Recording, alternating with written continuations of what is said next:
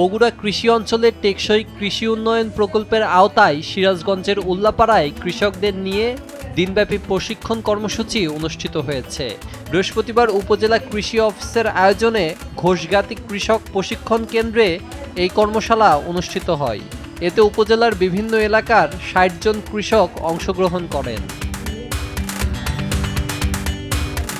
প্রশিক্ষণে আধুনিক ও টেকসই কৃষি প্রযুক্তির ব্যবহার, ফসলের উৎপাদন বৃদ্ধি, মাটির স্বাস্থ্য রক্ষা, সুষম সার ব্যবস্থাপনা, কীটনাশকের নিরাপদ ব্যবহার এবং জলবায়ু সহনশীল কৃষি পদ্ধতি সম্পর্কে অংশগ্রহণকারীদের প্রজেক্টরের মাধ্যমে ধারণা দেওয়া হয়।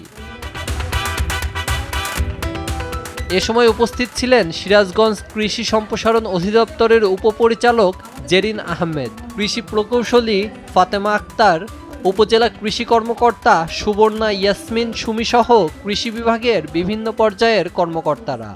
এখন আজকের যে ট্রেনিংটা হচ্ছে বগুড়া কৃষি অঞ্চলের টেকসই কৃষি উন্নয়ন প্রকল্প।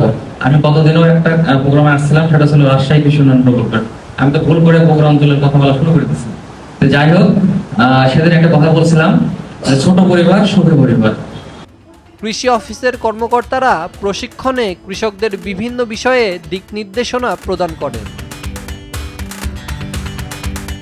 নিউজ ডেস্ক, দেশ টিভি।